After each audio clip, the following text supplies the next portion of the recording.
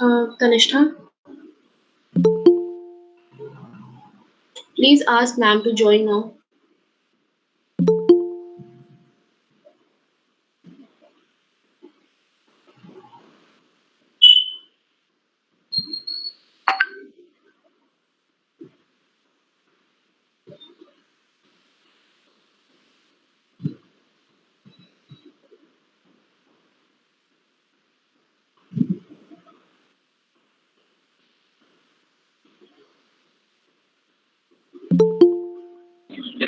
What's the approximate time will be starting at? In next 5 minutes, Ayushman. We're really Okay, sorry thank about you. the technical glitch.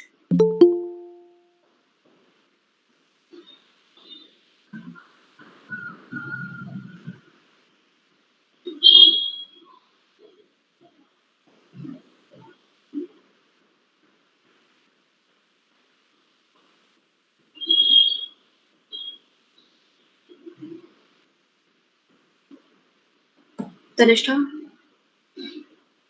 yeah, ask ma'am to join now. Yeah, I've asked her. She's joining in a couple of minutes.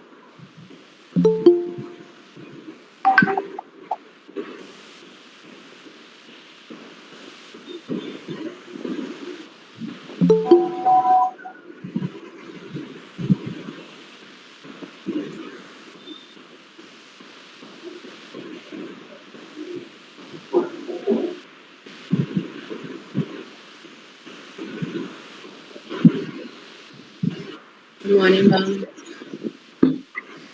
Good morning, ma'am.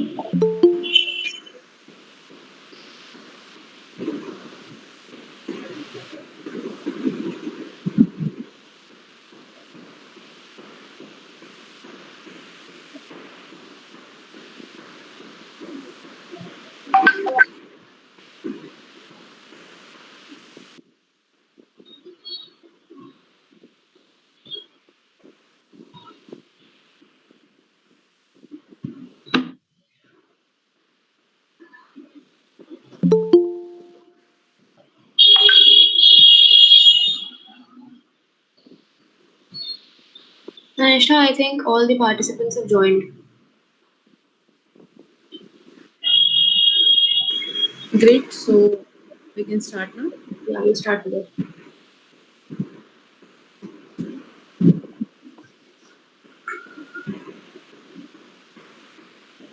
Okay.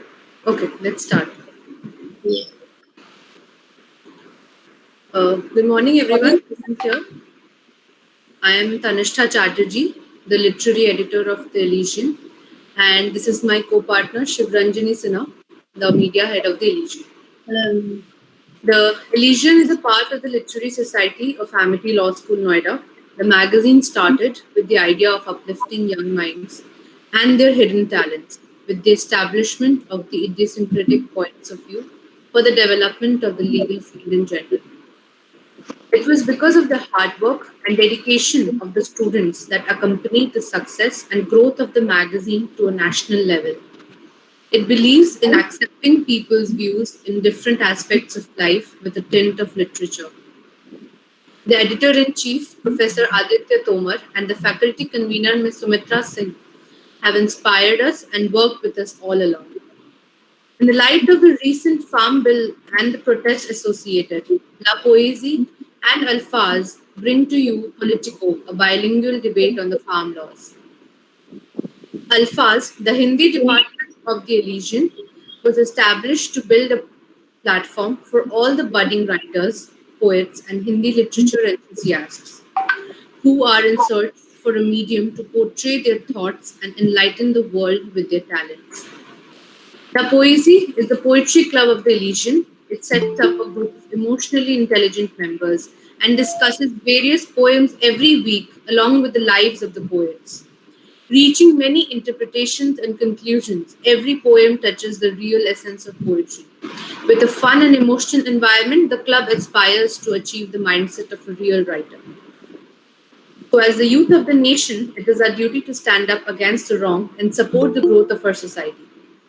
The new farm laws have been making headlines. The Elysian gives you an opportunity to discuss at length your views and arguments about the same. As our guest of honor, we have Ms. Kundala Bhardwaj in our midst. She graduated from Amity Law School, Noida from the year 2015 to 2020, batch in the first division.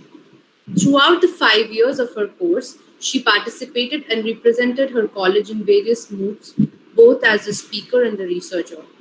She participated in the Hindi Abhivyakti event and was among the top 3 speakers. In addition to that, she has represented ALSN in Sanghatan, once as the team captain. Her previous experiences involve working with the legal aid cell of the DSLSA, Delhi High Court Arbitration and Mediation Centers with an APP in the Delhi High Court and with a Supreme Court judge. She is currently working under Advocate Sumit Bansal, whose field of expertise is civil law. Thank you, ma'am, for accepting our invitation and gracing this occasion with your esteemed presence. Thank you for having me, giving me this opportunity to judge this competition. I would like to wish all the best to all the participants of the debate. I hope you do well. Please don't let your nerves get to you. It's a online virtual debate, so yeah, just relax and do your debates well. Thank you, ma'am. And now we'd invite Adya and Gautami for further proceedings. Okay, one, just let me know who all will be speaking in Hindi and who all will be speaking in English. Yes, ma'am. Adya will be telling you that. Okay. Adya, over to you. So, good afternoon, everyone. Before we begin today's competition, I would like to mention the rules for the debate. The competition is open to anyone aged 13 and above. International entries are also welcome. At the end of today's round, 4 participants will be selected. The final round of the debate will be held on Instagram on 31st March at 6 p.m. Everyone will be given 5 minutes to present their arguments for both the rounds, followed by a question and answer round. After 4 minutes, there will be a warning bell, and after 5 minutes, there will be a final bell indicating that the time is up. Please note that there will be an interjection round as well. The debate will be held in both the languages, that is Hindi and English. Any technical issues faced by the participant shall entirely be their responsibility, and the organizers own no responsibility towards the same. The decision of the judge shall be final and binding to any matters concerned with the competition. In case of tie, the higher rank would be determined by the draw of checks. The organizer can change the rules of the competition at any time. And lastly, students are requested to adhere to the rules and regulations to avoid any disqualification. Now I call upon our first participant, Mr. Satyam Kumar, to present their argument. One question before we start. I just want a clarification if we can ask questions after the debate to the opposing side or not.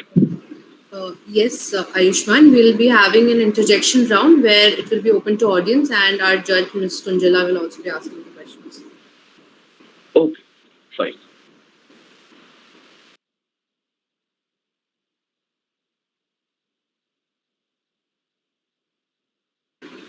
Adya?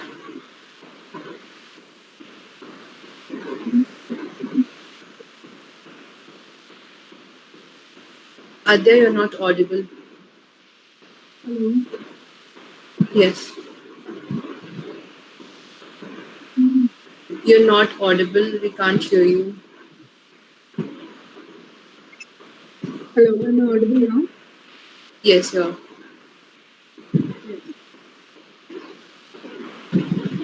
Satyam Kumar, if you're in the meeting, please start with your debate.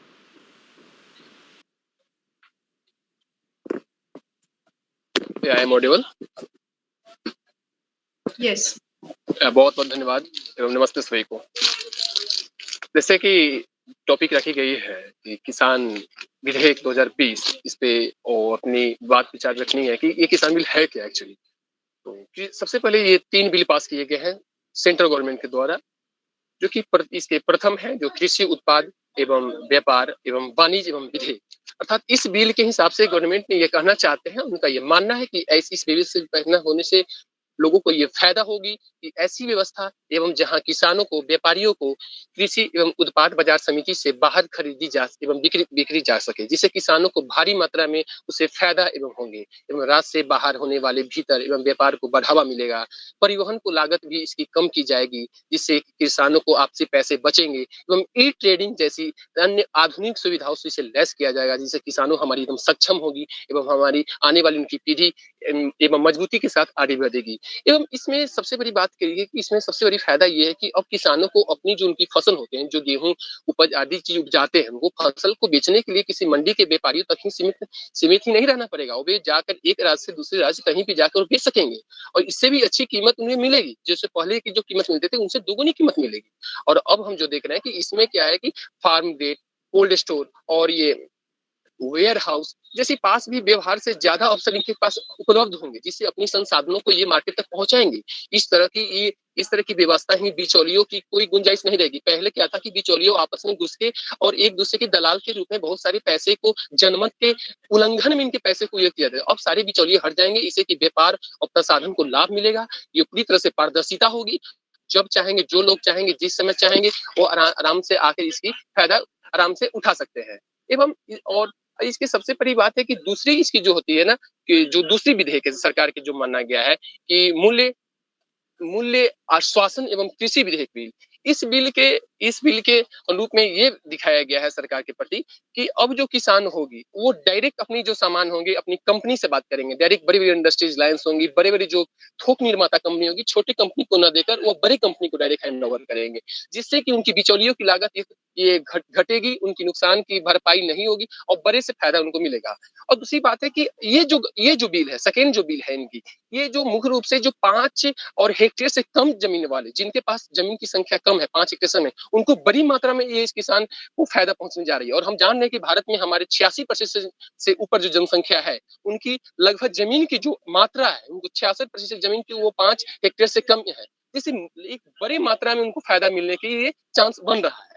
और जो भी समस्या होगी, सरकार ने अपना अनुदान दिया गया है कि किसी भी प्रावधान को हम 30 दिनों के अंदर किसी भी समस्या को समाधान करके हम एक समाधान करेंगे, जिससे किसानों को एक बड़ा फायदा होगा। और अब किसानों को क्या हुआ कि पहले किसानों को एक कोई भी जो होता था ना, क्या ये कोई भी शोध करने के लिए एक बड़े पैसे की कमी होती थी। अब इस भी किसानों को एक बहुत बड़ी फायदा अपॉर्चुनिटी क्या मिलने जा रही है कि अब किसानों को शोध करने के लिए अर्थात विकास, इसको अर्थात हम कहा जाए तो R&D की कार्यक्रमों को बढ़ावा मिलेगा, जो किसान हमारे इस पे एक संरक्षण कर सकते हैं कि ये इसको कैसे बेचा जाए, कहाँ बेचा जाए। इससे बड़ी मात्रा में ये दलाली खत्म होगी, बिचौलियों की करनी हो तो और चीज में पारदर्शिता आएगी। जैसे किसानों को सभी प्रकार की कृषि एवं उपकरणों के लिए, आगे कार्यक्रमों के लिए उनको सुविधा मिलेगा। बड़ी-बड़ी सुविधाओं एवं प्राथमिक चीज के लिए लागत की जाएगी। एवं अब किसानों में क्या हो गया ना, जो अनुबंधित जो किसान हो गए, वो भी फसलों को बेचने के लिए मंडी के बाहर भी जाकर और व्यापारियों को बाहर भी जाकर बेच सकेंगे। अब इनको मंडी पे ही आश्रित नहीं रहना पड़ेगा। अब इनको मंडी कहीं चक्कर नहीं लगाने होंगे कि भाई आपको मैं पैसा देता हूँ और आप मुझे सामान दो। अब वो वाली बात नहीं रहेगी, बीच की दलाली ये सिस्टम खत्म हो जाएगी और किसान भरपूर मात्रा में इसका भुगतान कर सकेंगे और अच्छे से इसका निपटारण करेंगे, जिससे होगा कि किसानों को एक बड़ी मात्रा में होगा क्या कि फायदा एवं मिलने में उनको फायदा होगा। और तीसरी चीज क्या है कि जो विधेयक होगी वो है आवश्यक वस्तु विधेयक।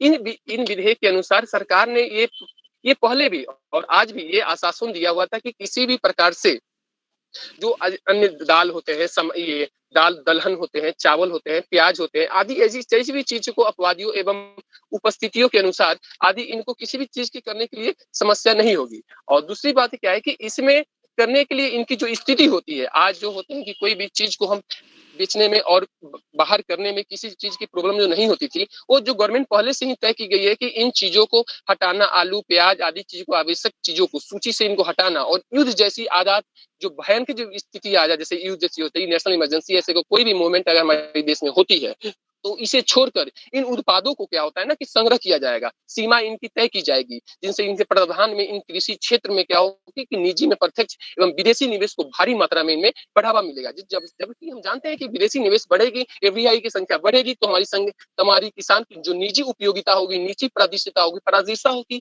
और किसान एक बड़ी मात्रा में आगे की ओर अग्रसर करेंगे। दूसरी बात क्या है कि क्योंकि उन्हें कारोबार में नियामक को बीच जब वे बेवजह हस्तक्षेप के ये डर नहीं रहेगा। पहले उनको डर होता था कि कहीं बिचौलिए पैसा नहीं ले ले, लेकिन अब किसी भी प्रकार से कोई भी नियामक एवं बेरोजगार की स्थिति नहीं पैदा की जाएगी जिसमें किसान को हमारे बीच में कोई भी दलाली और आदि करने के लिए बीच में भुगतान करने की वजह बनेगी।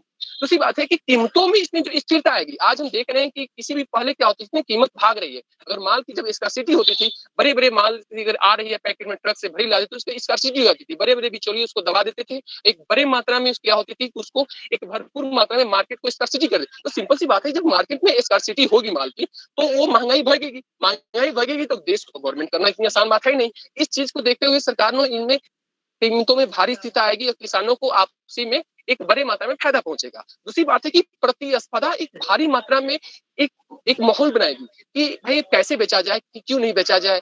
और दूसरी बात है कि इसमें कृषि से जो नुकसान और कम होगा, आती सब्जी की कीमत में दोगुनी हो जाएगी, खराब न होने वाले स्थिति में आदि उनसे होने वाली किसी भी प्रकार की जो चीज होती है उनमें किसी प्रकार से कोई भी समस्या आज नहीं होगी। और आज हम देख रहे हैं कि किसी भी प्रकार से इनका जो समस्या और समाधान होता है इनकी भारी मात्रा में सरकार करने की कोशिश कर रही है। अनाज का मूल्य भी 50% से भी ऊपर भी बढ़ जाएगा। और दूसरी बात क्या है कि इसमें सरकार को एक भंडारण की सीमा जो होगी तय कर देगी कि भाई क्या इसकी सीमा होनी चाहिए, क्या इसकी स्ट्रेटजी होनी चाहिए। तो दूसरी बात है कि युद्ध और आपात जैसी एक विनियम स्थिति में उत्पादों की कीमत जो होती है नियंत्रण को सरकार को हाथों में आएगा, जिससे कोल्ड स्टोर में खंड प्रसंस्करण उद्योग में एक बड़ी निवेश की अवसर हमें प्राप्त होगी। क्योंकि वे जो अपने क्षमता के अनुरूप जो उत्पादों को भंडारण करेंगे उनको अपने क्षमता के अनुसार ही वे बेच भी सकेंगे और आदि चीजों में उनके भारी से मुनाफा करेंगे, जिससे किसानों को फसल की बर्बाद भी नहीं होगी और किसान भारी मात्रा में किसान अपनी चीज को एवं बाहर में उत्पाद एवं निर्यात करने में सफल होंगे। तो दूसरी बात क्या है कि इसमें आदि जैविक बड़े जो फसल हो गए, किसानों को जो फसल की उपता होगी वो डायरेक्ट उनको पैकेट में आएगा, न कि उनको दलाली के थ्रू किसी तीसरे पर्सन थर्ड पर्सन आदमी के थ्रू वो फायदा पहुंचने की कोशिश होगी। और क्या होगा कि इसमें जो कोल्ड स्टोर में जो भंडारण कर सकेंगे, इसमें बड़े जो अनाज होगा, इससे कि उनको प्रतिस्पर्धा मिलेगी और किसानों को इसे लागू करने में, इसे फायदा पहुंचाने में एक बड़े संस्करण की तौर आगे बढ़ेगा। और आज हम देख रहे हैं कि इस किसान की ये जो बिल है, इससे तृतीय जो बिल है, इस तृतीय बिल से ये फायदा मुख्य रूप से ये फायदा होने जा रही है कि इस किसान को हमारी जो क्या होता है ना कि ये सबसे बड़ी बात है कि मार्केट में पैसे तभी आएंगे, निर्यात एवं आयात, जो कि एफडीआई इन्वेस्टमेंट ज्यादा हो।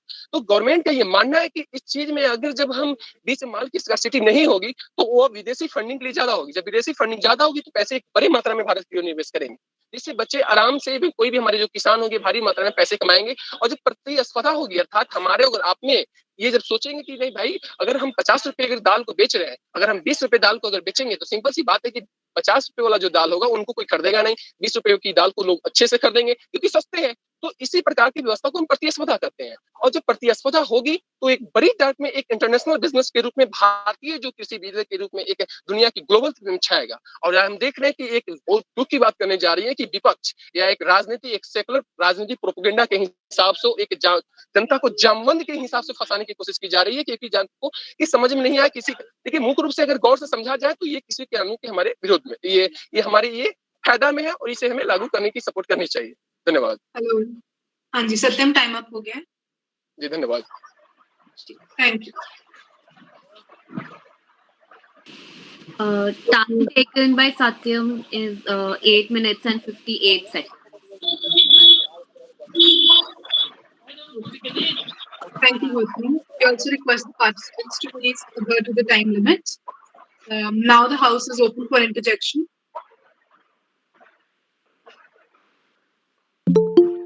Does anyone wants to ask a question to Satya?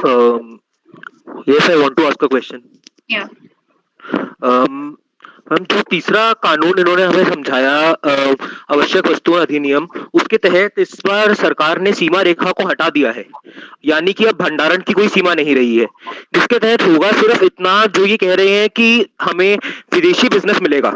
लेकिन इसके जो हम अगर इसका नेगेटिव साइड देखेंगे तो इसमें हमें ये सिद्ध होगा कि जैसे जो बड़े उद्योगपति होंगे वो सारा राशन अपने पास अपने उस भंडार घर में रख लेंगे, तो जो इनके जो रियायती दरों पे जो राशन मिलता था उसमें कमी आ जाएगी, जिसकी वजह से हमारे देश को कुपोषण का शिकार होना पड़ सकता है। तो उसका कोई समाधान जो इन्होंने बोला इस नियम में कहीं नहीं दिया गया है। जी बिल्कुल, आपका सवाल बहुत बढ़िया है। और हम जैसे आप बता रहे हैं कि ठीक है, ये आपके कहने का मतलब है कि एक बड़े कॉर्पोरेट घराना, अडानी अंबानी से लेके जो बड़े बिजनेसमैन है, उनके घराने में चले जाने के बाद हमारी जनता कुपोषित का शिकार होगी। अर्थात आपकी क्वेश्चन बहुत बढ़िया है, लेकिन इसमें गवर्नमेंट ने ये साफ साफ बताने की कोशिश की गई है कि किसी भी बड़े बिजनेसमैन, चाहे वो दुनिया की कोई भी बड़े भारत की बिजनेसमैन होगी, किसी भी एक हाथ में एक बड़े कॉर्पोरेट घराने में ये बिजनेस पकी नहीं होगी। हम पहले ही बता चुके हैं कि सरकार का ये मानना है कि 85% से कम वाली जमीन, जो भारत में हेक्टेयर वाले जमीन है, हमारी जो बिजनेस घराना है, जो अधिकतर जनसंख्या है, हमारे जानते हैं कि भारत जो है कि प्राथमिक क्षेत्र पर ये निर्भर करता है। और यहाँ जो कृषि 5 हेक्टेयर से जो कमी है, वो 85% से कम की जो जनसंख्या है। अब 85 कम से जब कम जनसंख्या वाले प्रत्येक, अगर 50% जनसंख्या अगर हमारी अगर एक मंडी के हिसाब से बाहर बेचने के लिए सफल होगी, तो ये सिंपल सी बात है कि किसी भी कॉर्पोरेट घराने के लिए मुश्किल ही नहीं है, नामुमकिन है। और गवर्नमेंट ये कह रही है कि अगर किसी भी प्रकार से ऐसी अगर शिकायत आती है, तो इसे 30 दिन के अंदर में इसे हम निपटारा करने की कोशिश करेंगे एवं कानूनी कार्रवाई के लिए हमारी लीगल टीम इसे देखेगी।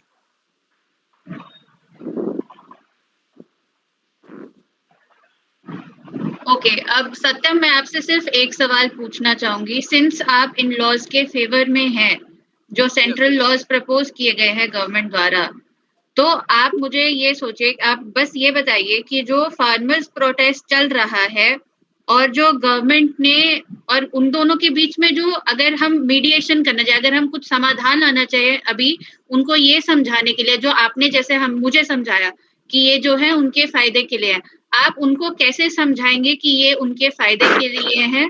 और अगर आप होते, अगर आप एज मीडिएटर उन दोनों के बीच में अगर ये चीज करना चाहें, तो आप कैसे करेंगे? सबसे बड़ी बात है कि एज आप मेरे पे क्वेश्चन पूछे हैं, बहुत बहुत बहुत आपका अच्छा सवाल रहा। तो सबसे बड़ी बात है कि हमें अगर मेडिएशन करने किया जाए, तो सबसे पहले किसी भी, हम जानते हैं कि किसी भी दुनिया की किसी भी चीज को अगर हम बैठ बात से, झगड़ा से किसी भी चीज को हम खत्म नहीं कर सकते हैं। बैठ के समाधान ही दुनिया की सबसे बड़ी एक चीज होती है, जिससे बैठ के ही बड़े बड़े समाधान को कर सकते हैं। तो सबसे पहले हम एक प्रतिनिधि मंडल बुलाएंगे, जो आप आइए, हमारे जो किसान के जो बड़े बड़े किसान है, आइए एक प्रतिनिधि मंडल आइए, हमारी सरकार की तरफ से भी हमारी एक प्रतिनिधि मंडल एक रिप्रेजेंट करेंगे, और ये सबसे बड़ी बात रखी जाएगी कि आपकी समस्या क्या है। जबकि अब और दूसरी बात, और इसमें जो किसानों को सबसे बड़ी जो समस्या है वो एमएसपी को लेकर है, और हमारी सरकार इस बात की आश्वस्त है हम कि एमएसपी था, एमएसपी है और एमएसपी रहेगा। किसी भी कीमत पे एमएसपी कहीं जाने वाली नहीं है। ये किसान को हम एक प्रेजेंटेशन, एक पावर पॉइंट प्रेजेंटेशन के दुकान से हम समझाने की कोशिश करेंगे कि देखिए, आपका एमएसपी कल भी था और आज भी है और आज भी रहेगा।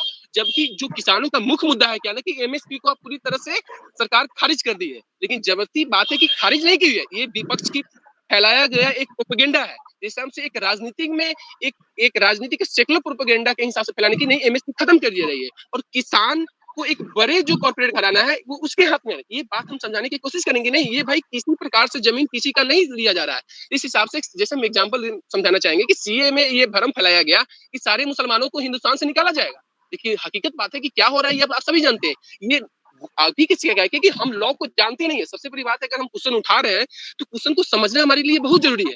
आज किसान को ये बड़ी समस्या, तो किसान इस बात को मानने के लिए तैयार ही नहीं है, समझने के लिए कि हमारी एमएसपी है या खत्म हो गई। इस बात को किसान माने, और किसान डायरेक्ट चाहते हैं कि तीनों किसी वीडियो को खत्म किया जाए।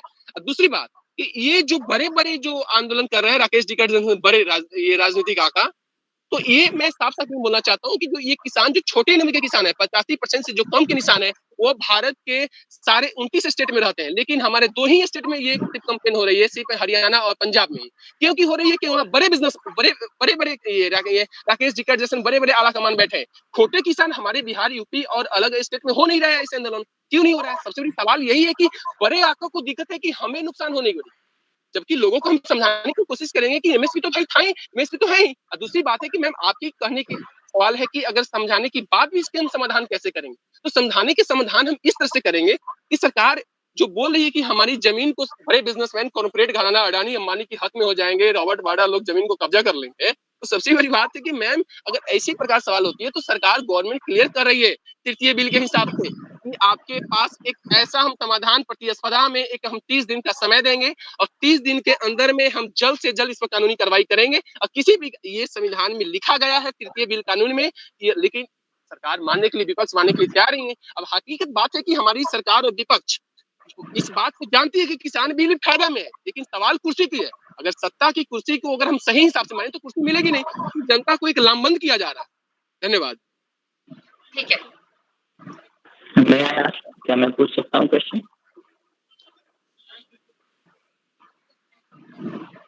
Go ahead, Jatin.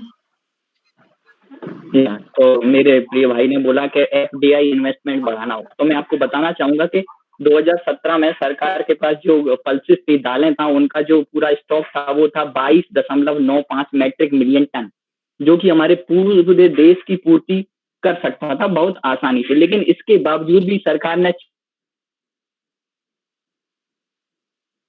जो दालें थी वो बाहर से इंपोर्ट की। तो इस पर आपका क्या कहना चाहते हो कि अगर आप मेरे इतने आप इंपोर्ट करेंगे तो आपकी जो होगी डिमांड है वो, मतलब जो सप्लाई है वो आपका बहुत बढ़ जाएगा, क्योंकि 22.95 और 6.6 आप इन दोनों को मिलाएंगे, ये तो हमारी मतलब जो सप्लाई है वो बहुत बढ़ा देगा, और डिमांड हमारी थी वो थी सिर्फ 22.95।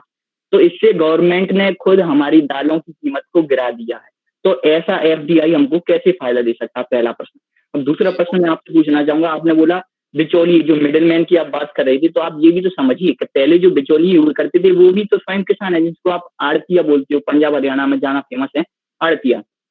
लेकिन जब आप बड़े स्तर पर जाओगे, कॉर्पोरेट सेक्टर में जाओगे, तो वहां तो कॉर्पोरेट बिचौली होंगी, मिडिलमैन भी तो बड़ा हो जाएगा। यहाँ पे मिडिलमैन छोटा है, उसका कमीशन कम है, लेकिन जब कॉर्पोरेट की बात करें तो वो मिडिलमैन ही बड़ा होगा। मिडिलमैन बड़ा होगा तो ज्यादा फायदा मुनाफा देखेगा अपना, तो किसानों की कीमत ओवरऑल घट जाएगी। और भी ऐसी कई चीजें, जैसे इतने किसान मर चुके हैं, उन पर हमारी गवर्नमेंट की कोई प्रतिक्रिया नहीं है। और अगर ऐसी बात कर रहे हो, आप अपने अभी मैडम का आंसर दिया कि आप बीच बचारा करेंगे या फिर बातचीत में आपका एज ए मीडिएटर अगर आप काम करें, तो गवर्नमेंट ने ये पहले क्यों नहीं सोचा कि ये कानून पास करने के पहले किसानों के साथ बातचीत करनी चाहिए, किसान संगठनों के साथ बैठक करनी चाहिए, उसके बाद आप 10-12 बैठकें कर लें, उससे क्या फायदा है? कानून पास करने के पहले भी तो आप बैठकें कर सकते थे। बस माफ कीजिए। जी, बहुत बहुत धन्यवाद भैया आपका। आपका सेकंड क्वेश्चन का सबसे पहले हम जवाब देना चाहते हैं। तो सेकंड क्वेश्चन आपकी था कि क्यों नहीं भारत सरकार पहले से हमको राय लेकर ही काम करी। तो सबसे बड़ी बात है कि हम जानते हैं भैया, क्योंकि देश 130 करोड़ की जनसंख्या वाली जो भारत देश जो चले, इसको हम इसमें जो लोकतंत्र चल रहा है, तो इसमें क्या होती है ना कि कोई भी जो बड़े से बड़े जब गवर्नमेंट बनती है तो वो ये बड़े बड़े स्कीम करती है। हमारे पास ये भी हम सरकार में आएंगे, जब सरकार में आने के सारे की बात सुनती फिर सरकार बनता है। जब सरकार बनता है तो उनकी एक कैबिनेट होती है, कैबिनेट 10-15 आदमी का कैबिनेट होता है, और कैबिनेट ये डिसाइड करता है कि क्या चीज क्या नहीं करनी चाहिए। अगर सरकार पर लॉ को, पर कानून विधेयक को, पर नियम को, पर कानून को, पर सीए हर चीज को अगर 130 करोड़ जनता के हिसाब से अगर सोच विचार के ही काम करेगी, तो ये काम भूतो न भविष्यति, कभी ही नहीं हो सकता है। दूसरी बात कि अगर इस बात को आपने क्वेश्चन ठीक रहा कि बड़े किस्म में जो दलाल जो होंगे, बड़े बिचौलिए होंगे, बड़े घराना होंगे, तो सरकार भैया इसमें क्लियर कर रही है कि बिचौलियों, चाहे अडानी अंबानी की आदमी हो, चाहे बिचौलियों निचले स्तर या द्वितीय स्तर की बिचौलियों क्यों नहीं हो, अगर ऐसी प्रावधान की जा रही है तो हमारी ऑलरेडी पहले से ही जो व्यवस्था हमने जैसे आपको बताया कि इस हिसाब से 30 दिनों के अंदर में, जिसमें सेकेंड बिल के बारे में जो हमने आपको बताया कि सेकेंड बिल में सरकार ने बताया कि मूल आश्वासन कृषि विधेयक के तहत में ये भी उनको साफ साफ बताया गया है कि अगर इसमें साफ साफ इस नियम कानून में लिखा गया है कि किसी भी प्रकार से किसी भी कोई भी बड़ा बिजनेसमैन अगर कॉर्पोरेट घराना या छोटे बिजनेसमैन में अगर बिचौलियों की छोटे किसान के कंधे पर बंदूक रखने की अगर गोली चलाने की कोशिश करते हैं, तो फिर ऐसे लोगों को हमारी लीगल टीम देखेगी। और 30, जबकि पहले ऐसा कोई बात नहीं था कि 30 दिनों के अंदर में समस्या का समाधान होगा, लेकिन सरकार ने इसी बात को, जैसे आपने बताया कि बड़े कॉर्पोरेट घराना, इसी बात पे हमारी सरकार ने यह प्रोविजन दिया गया कि अगर ऐसा होता है तो हमारी लीगल टीम देखेगी और 30 दिनों के अंदर गारंटी के साथ वे जो भी बड़े आदमी होंगे उनको हम ये समस्या के समाधान का विकल्प खोजेंगे। और सवाल रह गई आपके फर्स्ट क्वेश्चन का, एफडीआई। तो नीति आयोग की रिपोर्ट अनुसार 2014 के 14 सितंबर 2000 इतना डेट मुझे नहीं मालूम है, ये नीति आयोग ने एक रिपोर्ट निकाला। आपने जो क्वेश्चन किया नीति आयोग का एकदम सही आपने क्वेश्चन किया। तो कभी कभी क्या होता है ना कि हमारी विदेश नीति क्या होता है, 2014 में मोदी सरकार बनी, और कभी कभी क्या होता है कि हमारी, जैसे हम एक एग्जाम्पल के आपको हम समझाना चाहेंगे कि अभी क्या है ना कि भारत में 130 करोड़ की जनसंख्या है, और जो कोरोना वैक्सीन है, जो भारतीय बायोटेक और ये क्या बोलते हैं जो भी एक कंपनी है, वो दोनों मिलाकर एक बना रही है। तो भारत सरकार पहले इंडिया में नहीं खर्च करके विदेश में भेज रही है। सवाल यहाँ पे भी खड़ा हो जा रहा है, एक मैं एग्जांपल से समझा रहा हूँ कि भारत सरकार पहले अपने लोगों की क्यों नहीं देख रही है भाई, कि पहले यहाँ तो मर रहे हैं, विदेश में फंडिंग कर रहे हैं, तो सवाल यहाँ इंटरनेशनल डिप्लोमेटिक की बात हो जाती है कि कभी कभी क्या होता है कि हम जान रहे हैं कि हमारे साथ समाधान के साथ साथ विकल्प पे जाना बहुत जरूरी है, क्योंकि इंटरनेशनल डिप्लोमेट की इंटरनेशनल कूटनीति के हिसाब से कुछ काम हमें करनी होती है। ठीक उसी के हिसाब से अगर हम आपके प्रश्न पर आते हैं कि उस हिसाब से एफडीआई के हिसाब से कीमत बढ़ा तो एफडीआई इन्वेस्टमेंट कैसे बढ़ेगी। तो उस समय क्या हुआ ना कि उस समय एक बड़ी रिपोर्ट छपी कि द हिंदू ने एक रिपोर्ट छापी थी कि सरकार ने इस चीज को रघुराम राजन ने भी कंडम किया था कि नहीं, ये पूरी तरह से गलत है। और इसमें सरकार ने माना था कि ठीक है कि ये गलत है और किसानों की, जैसे आपकी बात था एकदम सही था, लेकिन सरकार ने क्लियर प्रोविजन दिया कि कुछ बातों की होती है जो हम सार्वजनिक नहीं कर सकते हैं, कुछ इंटरनेशनल सिक्योरिटी इंटरनेशनल डिप्लोमेटिक की वजह से होती है। कभी कभी क्या होती है कि आपने बताया कि स्कार्सिटी होगी, कभी कभी क्या होती है कि हमारे पास दाल नहीं है, दाल हमारे पास 10 कुंटल ही है। Satyam, actually we're running short of time. Thank you for this amazing response. Very well spoken. Adya, can we call the next participant now? Thank you, Satyam, so much. Okay, thank you. Yeah, sure, धन्यवाद। Yes, Am I audible? yes, you're audible now. Now I call Kajal Shah, who will be speaking against the motion in Hindi. Kajal, please start with your debate. All right, I just want to say one thing, that every speaker, please abide by the timings. We will run short of time, and also the interjections we are saying that we will allow only 2 questions in the interjection, since it is taking a lot of time, and so please look at the timer and follow it. I just suggest that in interjections, the participants asking the questions also keep it short, and the contestant answering the response also keep it short. As you've already elaborated in your arguments, just sum it up in one line and give a response to the question. Right.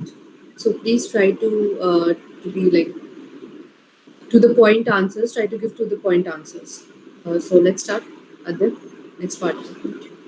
Yes, Kajal. Yes, ma'am. Yes, please start with your debate.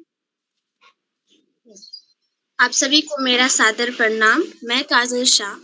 आज का जैसा कि हम जानते हैं, जो हमारा विषय है कृषि का जो नियम हमारे भारत में है, उसके उपलक्ष्य पे मैं अपना वाद विवाद प्रस्तुत करना चाहती हूँ।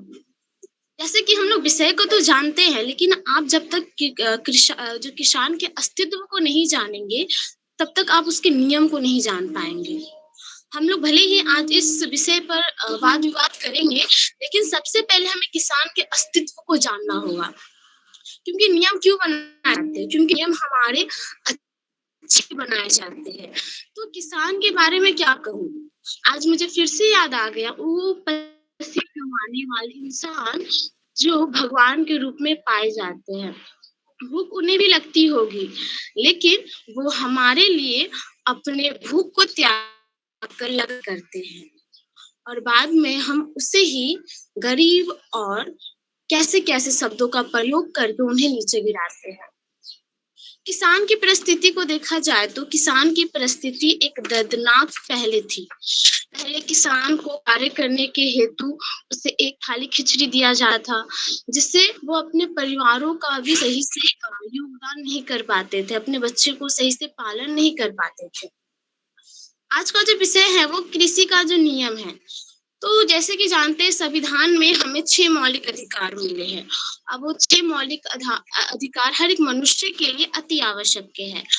तो ये 6 अधिकारों में भी किसान को भी ये अधिकार मिला है, लेकिन उसके हर अधिकार को हर एक जो स्वार्थी मनुष्य उससे हर अधिकार को छीनना चाहता है, उसे आगे बढ़ने नहीं, उसे हमेशा गिराना चाहता है। तो आज के जो हमारे वर्तमान प्रधानमंत्री है नरेंद्र दामोदर दास मोदी जी, उन्होंने ये कहा कि अगर किसान फसल करते हैं, अगर किसान खेती करते हैं, तो हम उनको पूरी भरपाई की पैसा देंगे। अगर वो मेहनत करेंगे तो हम उनको पूरा पैसा देंगे, उनको हम साथ सहयोग भी देंगे। लेकिन पहले की बात की जाए तो पहले के साथ ऐसा नहीं होता है। किसान के साथ किसान को हरदम हर एक दर्द का सामना करना पड़ता है। आज भले ये वाद विवाद की प्रतिक्रिया चलेगी, आज हम भले हम लोग का मेन समस्या क्या है, हम लोग एक प्रतियोगिता के लिए ही तैयारी करते हैं, लेकिन हम लोग किसान को तो ऐसे भूल ही गए हैं। हमें किसान के हर अस्तित्व को जानना होगा। आज भले ये यहीं तक सीमित होगी, मुझे ऐसा लगता है।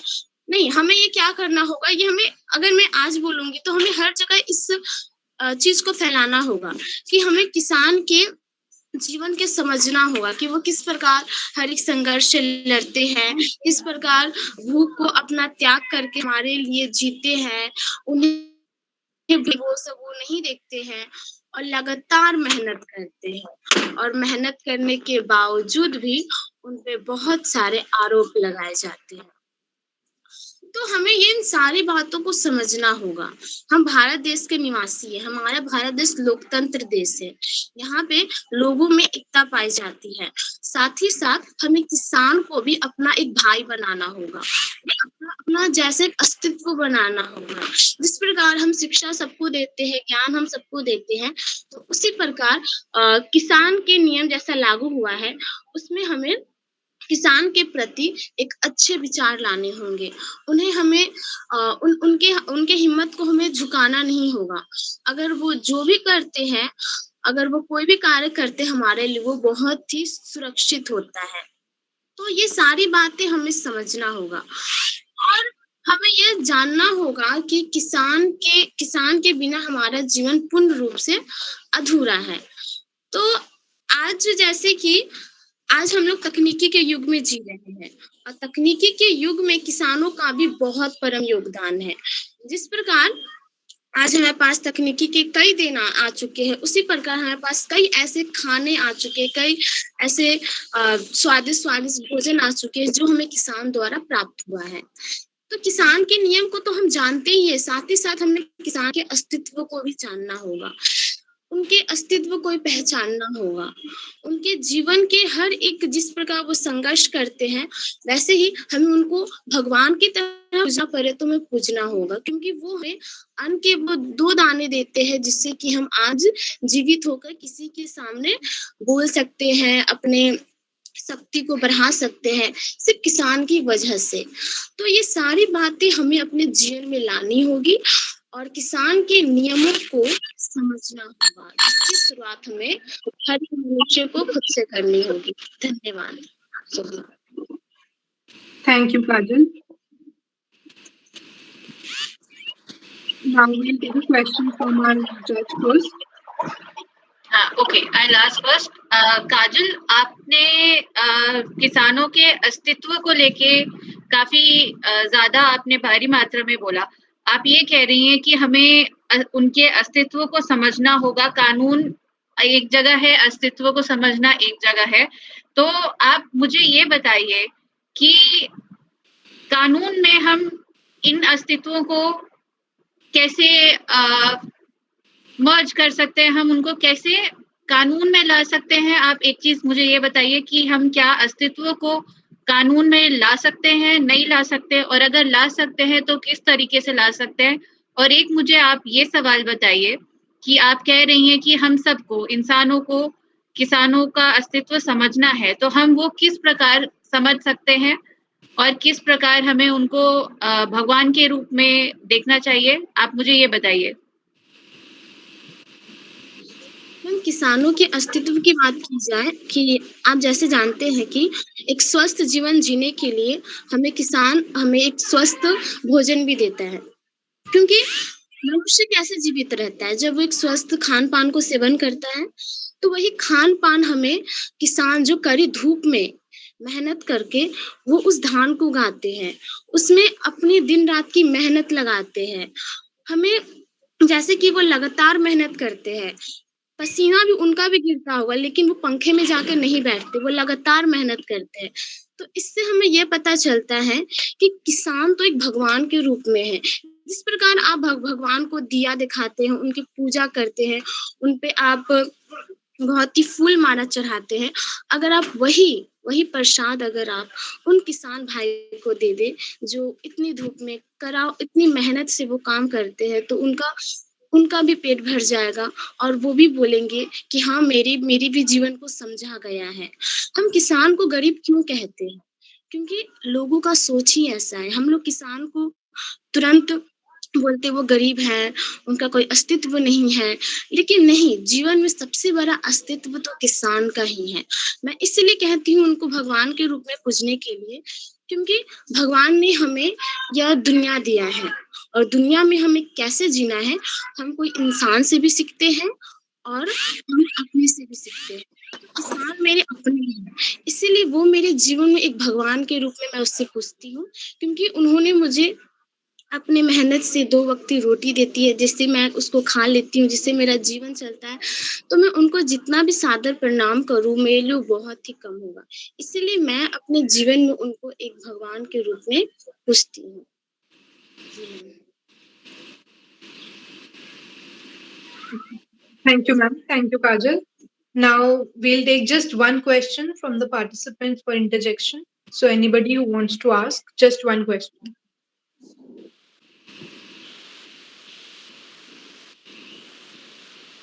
Nothing? All right, then we'll move on to the next participant.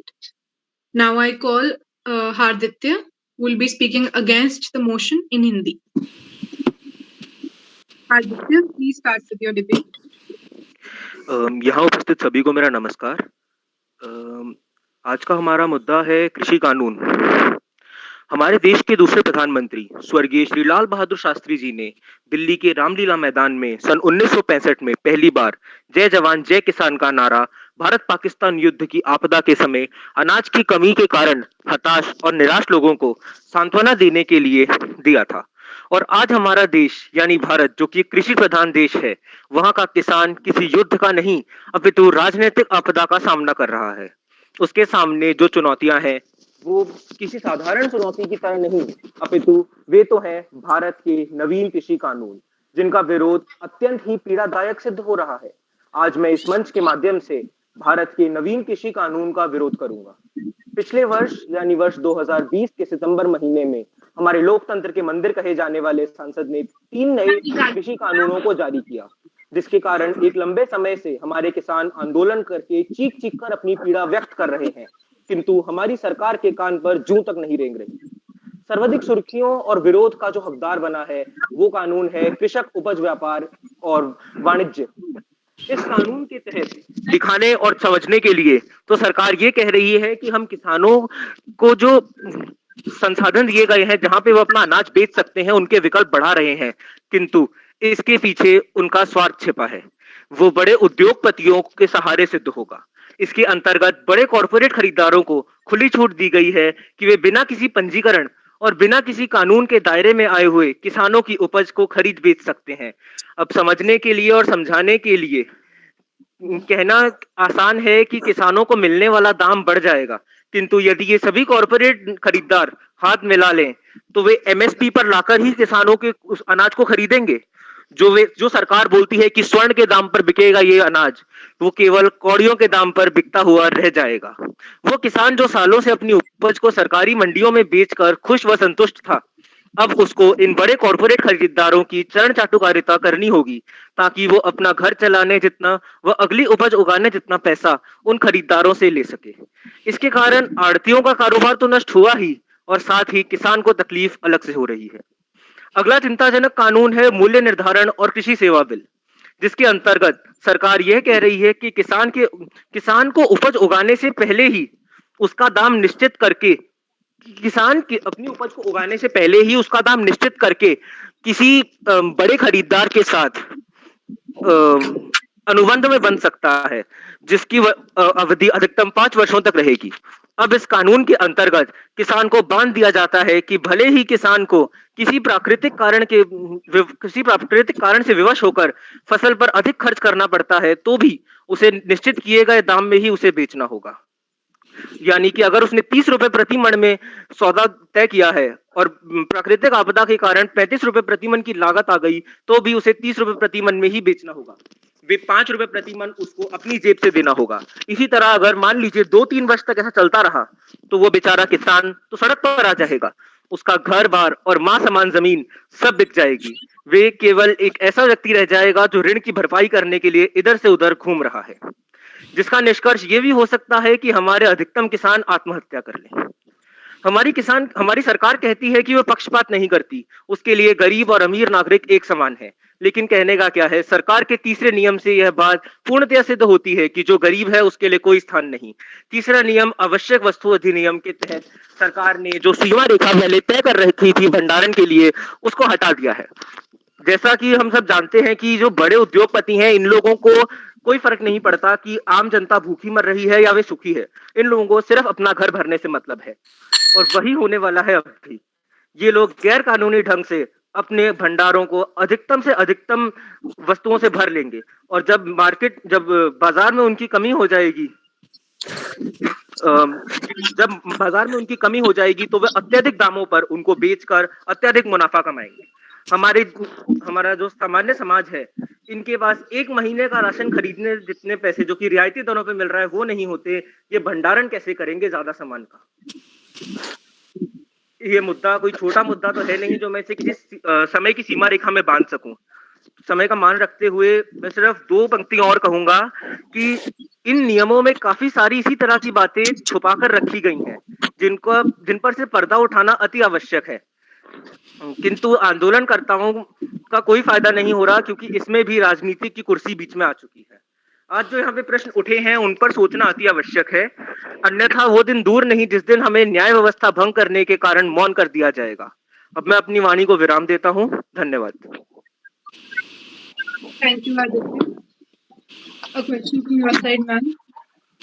Yes, Haritha, आप मुझे 5 पॉइंट्स में सम अप करके बता दीजिए कि आप मतलब कोई भी 5 मेजर पॉइंट्स आप इन लॉज में से ऐसा मुझे बता दीजिए जो आपको लगता है कि फार्मर्स के अगेंस्ट जो आपका सेंट्रल लॉज जो बना, जो इम्प्लीमेंट होने की बात हो रही थी उनमें, और जो स्टेट लॉज है उनमें से 5 पॉइंट्स आप मुझे ऐसे बता दीजिए जो आपको लगता है कि सेंट्रल में इनकॉर्पोरेटेड नहीं है, जो स्टेट दे रही थी, जिसको फार्मर्स अपोज कर रहे हैं। मैम, जैसा कि आप भी जानते हैं, सबसे पहली बात तो ये है कि हमारा अधिकतम किसान समाज आज भी अनपढ़ है। उन लोगों को ज्यादा सरकारी बातें समझ नहीं आती थी, वे इन आड़तियों के दम पर ही अपने कृषि उत्पाद को बेच सकते थे। तो पहली चीज तो जब ये हमने मिडिलमैन को हटा दिया, यानी आड़तियों को हटा दिया है, तो उनको इस सामान को बेचने में काफी दिक्कतों का सामना करना पड़ेगा, सबसे पहली बात। दूसरी बात, हम ये बोलते हैं कि जो कॉर्पोरेट वाले हैं ये इनको पैसा देंगे, लेकिन इसमें ये भी सबसे बड़ा कारण है कि वो कॉर्पोरेट वाले सबसे पहले अपना फायदा देखेंगे, ना कि हमारे किसान का। जो किसान पहले गेहूं या चावल को 6 रुपए किलो पे बेच रहा था, अब उसका रेट उन लोगों को तो 4 रुपए मिल रहा है, लेकिन मार्केट में जो पहले वो 70 रुपए आता था, आज के दिन वो 80 रुपए आ रहा है। यानी हम देखें तो कॉर्पोरेट सेक्टर की बदौलत जो हमने हमारे भारत के बाहर कॉर्पोरेट का चलता है सब कुछ, वहां से जो हम इसको देख पा रहे हैं वो यही सिद्ध हो रहा है कि कॉर्पोरेट में आने की वजह से महंगाई भी बढ़ेगी। मैम, तीसरा सबसे इम्पोर्टेंट बात है भंडारण को लेकर, जो मुझे सबसे ज्यादा गलत लगता है कि किसानों के पास तो कोल्ड स्टोरेज है नहीं कि वो भंडारण कर सके। ये कोल्ड स्टोरेज और ये सब भंडारण के संसाधन बड़े बड़े उद्योगपतियों के पास ही है। यानी कि फिर वही बात आ गई कि सरकार घुमा फिरा के सब कुछ उद्योगपतियों के अंतर्गत करना चाहती है। हम चौथा सबसे बड़ा पॉइंट जो है वो हमारे उस पे है कि जैसा कि हमने अभी भी देखा, कई लोग इस पे बोल रहे, हमारे सबसे पहले मित्र जिन्होंने इसके फेवर में बोला, उन्होंने कहा कि भंडारण की सीमा होगी, लेकिन मैम इसमें ये कहाँ लिख दिया गया है कि सिर्फ हमारे देश के जो उद्योगपति हैं वही इसमें हिस्सा ले सकते हैं भंडारण के लिए। मैम, अगर बाहर के उद्योगपतियों ने अधिक पैसा दिया तो अनाज तो सारा उनका हो गया, यानी कि हमें जो हमारा अनाज है उसी को वापस खरीदना पड़ेगा, तभी हम अपना देश चला सकते हैं। ये तो मैम सभी जानते हैं कि जब भारत में सबसे अच्छा अनाज उगता है, और इस अनाज के लिए भारत या एशिया नहीं पूरा विश्व बोली लगाने के लिए तैयार बैठा है। इसमें ये कहीं नहीं लिखा गया है कि कोई पंजीकरण होगा या कोई कानूनी दायरे होंगे। मैम, पांचवा सबसे बड़ा पॉइंट, अगर कोई भी दिक्कत आती है किसानों को तो उन्हें कोई न्यायिक व्यवस्था नहीं दी गई है। यानी कि ये जो हमारे जुडिशियल कोर्ट्स के अंडर कुछ नहीं है, सब कुछ इन लोगों ने एसडीएम और कलेक्टर के हाथ में दे दिया है। और जैसा कि हम सभी जानते हैं कि भारत की न्यायिक व्यवस्था के दम पर ही जो ये छोटे किसान हैं ये सरवाइव कर रहे थे आज तक, लेकिन अब इन लोगों को उन एसडीएम और कलेक्टर के निजी उस पर जाना पड़ेगा, निजी हितों पर। अब इसका तो मैम यही हो सकता है कि अगर कोई ईमानदार है तो वो इनका फैसला ईमानदारी से करे, नहीं है तो वो अपने निजी हित में जाए। लेकिन हमने ये बात आज तक देखी है कि जब भी कोई मामला कोर्ट में सामने आया है तो उसमें निजी हित नहीं, केवल हमारा संविधान बोलता है। Thank you, ma'am. Thank you, Aditya. Any question from the participants?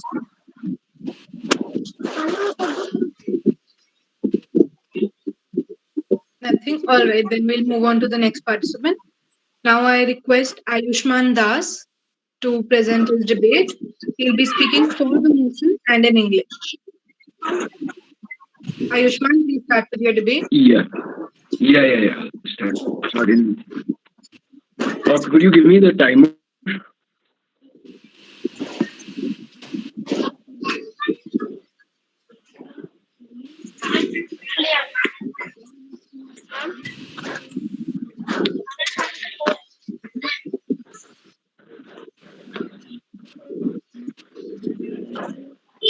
Gautami, please start the timer.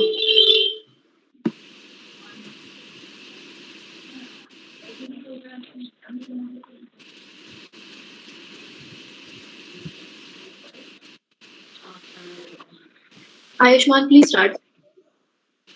I can't see the timer. Alright, Gautami, can you please reset the timer? Yeah, Ayushman, you can start now. One sec.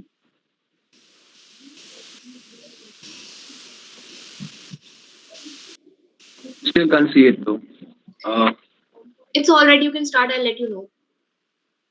Sure. When it's around 4:30, could you just tell me in the chat box or wherever? Yeah, sure. Yeah. So good morning, everyone. Good morning to the judges, and welcome all to this prestigious debate that we have today on a very important and a very discussed topic throughout the past 4 to 5 months. First of all, there are certain myths and notions about the bills and the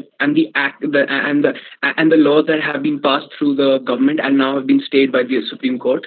We need to first understand that these bills are an absolute boon to the Indian state at large and a much needed reform over the last 20 years. We must understand that the Congress government back then also wanted to get into these reforms, and with political intentions, a lot of times these bills have been stopped. The farm bills, let me reiterate the names of the farm bills because most of the people don't even call out the names of the farm bills and just talk about it. First of all, the Farmer Produce Trade and Commerce Act, the Farmers Agreement on Price Assurance and Farm Services Act, and the Essential Commodities Act. Largely economically and strategically valid in this day and age. We'll be talking about the Farmers Produce and Commerce Act, Farmers Agreement on Price Assurance and Farm Services Act in detail. First of all, let's understand the FPTCA 2020 gave the government is not doing away with the authoritarian APMC mandis.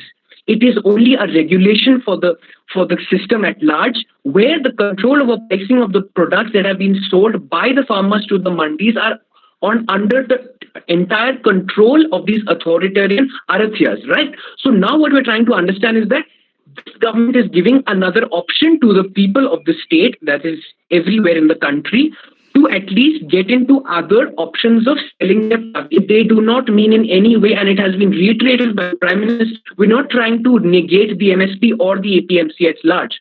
Obviously, this hurt the sentiments of the entitled middle that are there in the country, and this hurt their sentiments because they were earning a lot from these APMC markets. But the government has reduced the power of these APMC markets because they became corrupted, they became authoritarian, and they became the only method by which the farmers could sell their produce. Second, coming to the FSA Act, the government has been from time to time accused of being a government that has been selling the agricultural setup to the private players. But let us talk about the important aspect of this whole debate. That is contract farming. We have not understood this concept very properly. We must understand the farmers can now sell their produce to businessmen, which gives them more power. That is not onto the businessman's hand, but the farmer's hand, because they can sell their product at a lower price at the MSP rate, and also they can go into the businessman, that is the private. They could go to the private players and also send their products to these private players. The government again says that they do not always need to depend on MSP, which can be very bad for the farmers from time to time, because most of the time the prices stay at a certain rate, and the Aratyas make sure that they keep that rate on their own, and that becomes very detrimental at large. And now what the government has done, they has given them a structure where they can go into other states, sell their products, they can have interstate transport, they can trade business, and they can have a lot of other options available to them other than this rigid system. We must also understand that the MSP is a very old system. It was introduced in the 1960s when we were a food deficit country. But when we look at the whole situation, right, we are a food surplus country. The MSP was given when we gave the green revolution, but now we are a food deficit country. The FCI is flowing with excess crops, and now we need to understand the government needs to look at different ways of selling these produce that has been getting stocked up in the markets. So it is actually opening the markets. Now let us understand that the government has clarified again that in these points they will not continue with the MSP, and also will be giving it in writing. But of course the ill-read masses do not comprehend this and have been swayed by the left, the radical communist belt, and the bunch of entitled masses that we have. After 8 rounds of talks, it seems that the Prime Minister and the leaders have still not come to a consensus, because for some reason, the farmers want to send these bills back, which are actually very important for the system at large. We need a change. We need contract farming. We need exclusive markets. Now, coming to the FPOs. Now, the Farmers Protection Organization will help the middlemen to actually understand what are their rights when they're contracting with various farmers. The Shanta Kumar also came up with a very important report in 2015 that 14% of the entire farmer population benefit from the MSP policy. Only 14% of the entire population is benefiting from the MSP. Then why are there so many protesters? If the actual benefit is not that, it is because these farmers are getting swayed by the people that have an anti-narrative, authoritarian regime kind of a policy against the government. This bill is also legally valid because not only under this Article 249, but also under the 7th schedule of the concurrent list under the NT 33, the center can litigate on agricultural matters. We can understand that this whole is as a system where the left is trying to portray, because they don't want the government in the same hand. The toolkit fiasco, like 26 January events have shown that these are seditious acts. And therefore, with this, I would like to conclude that I oppose the opposition with every fact that I've stated in this speech. Thank you. Thank you, Ayushman.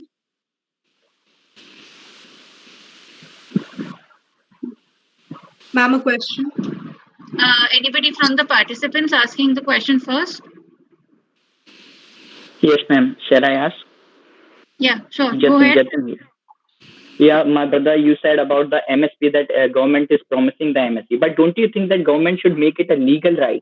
Means the farmers are protesting, they are saying that you should make it a legal right so that in the future situations that no government, not even the Congress party or that BJP, which is the current ruling party, can ensure like removing MSP. So don't you think that we should make it a legal right? Thanks. Thank you for the question. That was a very good question. I understand this very of you wanting and the farmers wanting it to be called a legal right, but we also must understand that this is an administrative process, and an administrative process cannot be confused with a legal right. A legal right is a legal immunity given to the people. But here, from time to time, it is the order of the government and the parliament for the process of MSP. And therefore, they have said that in this, we will be giving you MSP. They have promised the people, and therefore, it is the authority of the government as an administrative process to give that right, and not actually as a legal process. If we confuse both aspects of it, we are actually diluting the whole system that we are in. Okay, I'll just ask one question. Did you listen to the last participant's argument, Harditya's argument? Hello. I'm asking, did you pay attention to Harditya's argument? Okay, so I asked him one question to sum up in 5 points. In one of his points, he said that legal liability. He questioned the legal liability. He said that we only, in the Act, it is provided that, okay, it will go maximum to the SDM or the subdivisional authority, and even the Yeah. appellate authority will be the subdivisional authority, and it will not go to courts. So please, could you, in a way, just respond in response to him, just tell him that you can't generalize the judicial system, and you can't say that if it hasn't been provided in the act that the matter should go to civil courts, it's not wrong that it is going to the subdivisional authority. Could you just explain the Yes. subdivisional authority part? Yes, ma'am. So I had spoken about the SPOs, right? So this is an organ. First of all, the subdivisional magistrate will be looking into matters of problems between farmers and anything related to their issues. Point number one. Second, we have the FPOs, which are an aiding group that are helping the farmers during any crisis. Point number two. So we have a whole process that is going on right there. Everything that has to be decided under the legal realm does not mean will be solved under the court's realm. We have arbitration, conciliation, we have mediation, that is out of court settlement. Like this, we have the subdivisional magistrate who will be looking into a system, followed by the FPOs that are going to help the farmers under a very constructive setup that I feel is very good for the farmers, because most of the time farmers will get stuck up in court matters which take a lot of time as it is, and I feel this setup is going to give it a more easier establishment for the farmers to go forward, and I feel it's very important for the farmers. Thank you, Ayushman. I'd also like to add to this, Harditya, if you're listening, you generalize the judicial system for matters relating to farmers. I think you should read the act again, the one which talks about the farmers' agreements. It says that the matters relating to farmers' agreement, it specifies that matters relating to farmers' agreements should first be decided by conciliation, and if not by conciliation, then it will go to the SDM, and that will be the authority.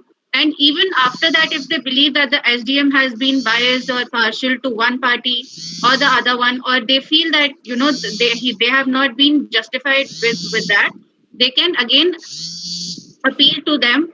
The other committee will be set up for the appeal, which will be decided. And you should know that farmers' agreement will never cost so much as to reach the fiscal value, the value of the court. Be it the lowest court, be it the tribunal, it will never reach that value. It will never reach the monetary value that a court has to take up. The minimum monetary levels that are set for courts, you can't reach that level with the farmers costing that would be in a farmers agreement. Okay. And Okay, as ma'am, I'll work on it. Ayushman very rightly said, that the conciliation part, these are your legal aid, these are your alternative, dispute methods, which actually are better than the courts. It saves a lot of time. It's actually better because the parties are sitting directly opposite. They will talk face to face. I think Haditya has left, but I think if anybody else wants to know that conciliation, it still will be a better option than courts. And if a question is coming for, like, if the other two participants left would be talking about this thing, I think they should keep this in mind, what I've said. And if they have put something in relation to this, they can alter their arguments in perspective of this. We can have the next participant now. Thank you, ma'am. Time was 5 minutes and 50 seconds. Ma'am, I'm really sorry, due to some network problem, the meeting got disconnected. But No issue. yes, I got your point and I'll work on it. Yeah, okay. Next. Now I request Yash to present his debate. He'll be speaking against the motion and in English. Yeah, am I audible and visible? Yes, yes. Okay, I shall start. So the debate over the Farm Bill 2020 has generated more heat than light. Now farmers across Punjab, Haryana, Kerala are majorly protesting against the first two bills relating to trade and commerce and assurance of the price. Now the Farmers Protect is also getting support from various other political parties like Congress, AIA, DMK, TMC, RJD, etc. Now these opposition parties have also called it a sellout to corporate interests. Now imagine a situation where there are basic necessities of life: one that we call food, shelter, or clothing. It's circumvented by the government. What havoc and disturbance it can create to society. One thing we as a society need to understand that the farmers act as a fundamental backbone of our Indian economy. And in this pandemic where everyone is struggling with their own problems, the farmer is the one who keeps on producing and cultivating basic crops for running the economy and successfully transporting them into mandis. Now, after the recent privatization by our government, the concept of mandis and minimum support price have been removed in the corporation side. Now, this removal is not only going to impact the farmers, but also the state revenue that was primarily coming from those mandis. This could be one of the reasons why many opposition parties are condemning these bills from the start. Now, apart from the farmers, they also fear that due to the removal of the MSPs from the former farmer and the agriculture bill, it will minimize the capacity and strength of bargaining with the bigger companies. Now, a farmer is allowed to sell their product to anyone and anywhere according to their own conveniences. But farmers also fear that they won't be having such adequate knowledge to negotiate the best terms with the private companies. Now, the fear of losing the basic income arises out of that land. It can't be truer when there is really no such provision and discussions relating to any dispute resolution mechanism in the three bills. Many people have called it an era of draconian laws, be it Industrial Labor Act to this present day discussed bill relating to farmers. Now, this issue, maybe a few farmers find these bills attractive in the beginning, but in the end, they will not be given proper opportunity to negotiate the desired price they want, and they won't even have a backup option either. Now, farmers will be at the mercy of big corporations during the dealings. If at all MSP is abolished, farmers will lose the bargaining chip and the last ditch sale option which they always have had. Now, the companies may dictate the price and the benefits of the small farmers, which may reduce the engagement of sponsors with them. Now, being the critic of the farm laws, there is not much government regulatory oversight in the new provisions. The process of passing the bills is not just democratic. Now, agriculture and trade are state subjects, but the states are not consulted before passing the bills. The main people from whom the bills are made, farmers, they were also not even given the opportunity to voice their concerns firsthand. Even in the parliament, clear voting was not conducted. They passed a bill on mere vote voicing. Now, there are still certain doubts over the way government can comprehensively intervene in case farmers when they get cheated from the private buyers, as well as the Farmers Agreement of Price Assurance and Farm Services Act 2020, which when it is concerned, there is no guarantee that the farmer's income will be increased by these bills unless the prices are regulated by the government. The market will have to go in the hands of big businesses, putting both the farmers and the consumers at the risk of exploitation. Examples across the globe have shown that farmers were exposed to market forces when incomes decreased rather than increased. If we take an example of Bihar, when the state abolished APMCs in 2006, farmers got lower prices for the produce than the minimum support price. So agricultural economists are also suggesting that it is important to strengthen the APMCs instead of transferring the responsibility to private entities. Now, the government have declared MSPs for crops, but there has been no law mandating the implementation. Now, the only crop where MSP payment has some statutory implementation is sugarcane, for which FRP is determined. This is due to the pricing being governed by the Sugarcane Control Order 1966 issued under the Essential Commodities Act. Now, the new bills place the farmers and traders at the mercy of civil servants rather than of the courts. Now, bringing forward the disadvantages, farmer bills will promote contract farming, but in reality, it will only benefit big farmers and not smaller farmers. For example, if Lay's wants 1,000 tons of potatoes for the production of chips, they will only contact the bigger farmers for the requirement and not the smaller farmers. So the big corporations have highly paid and skillful team of lawyers, and farmers don't even have that facility. Hence, this is a huge risk of exploitation of farmers from the big corporations. Now, the dispute redressal system is not practical. Now, the subdivision magistrate has already a huge load of cases. Now, adding this will only result in delay, and we all know that justice delayed is justice denied. Now, the market fees which is levied by the state government is also removed. Now, generally, according to the APMC Acts, the state government applies a certain amount of tax to the trade between the farmers and the traders. Now, the removal of market fees for traders outside. Okay, concluding statement. I shall conclude.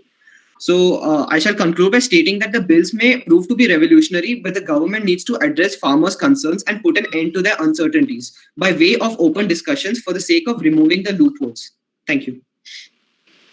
Thank you, Yash. Any questions from your side, ma'am? I'd just like to ask one thing. You said that in your conclusion, you said that there should be open discussions.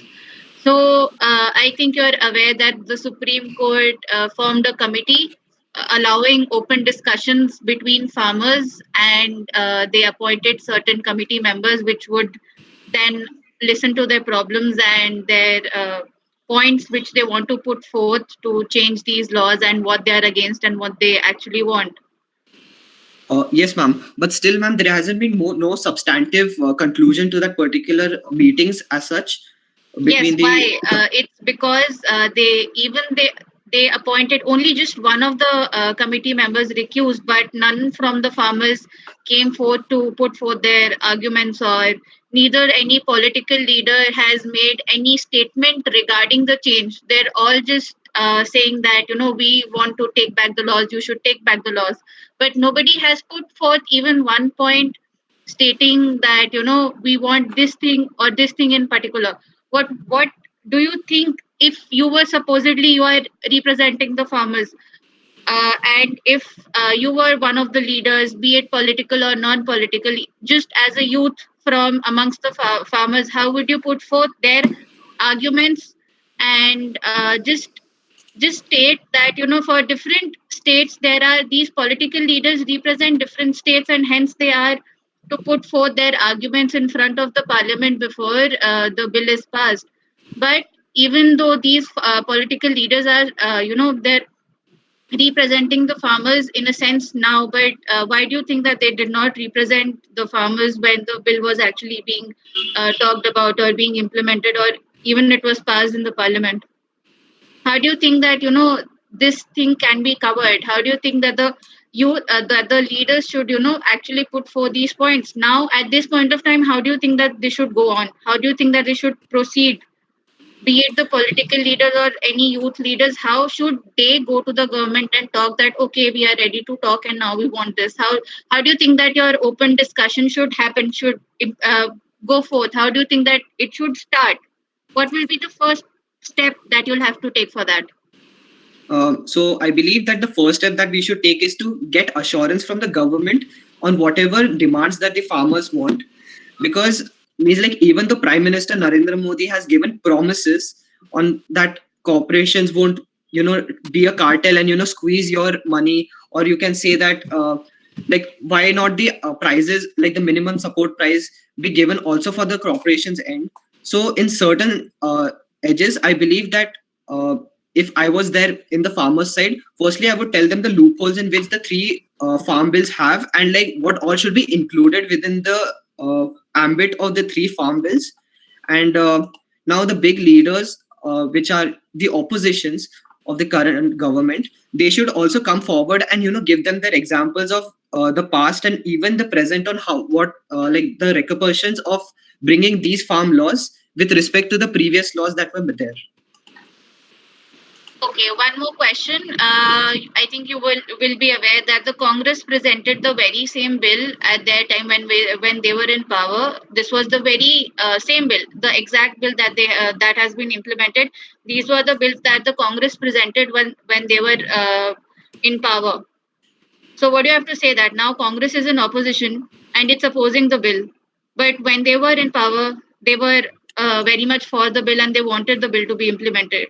So now you're saying that the oppositions and the ruling party should come together and just sort it out. But how do you think if the prior ruling party now in opposition is opposing what they were initially planning to implement? How do you think that this would work out? Okay, so now as the past government has already been implemented these acts, but if you look at the current situation in our country, the farm bills have a lot of promises in them, and there has not been much regulation in terms of the big corporations. Now, even in the parliament, the higher head of the governments even mentioned about how they promise that MSPs will be there from the government side, and even they are being cheated on by the bigger corporations, they can surely be coming back to the MSPs.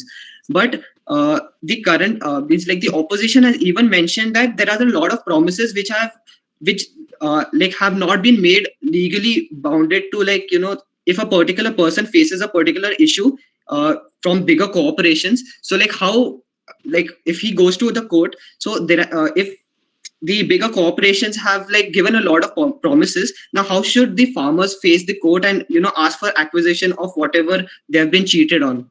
So I believe that can be the answer to your question.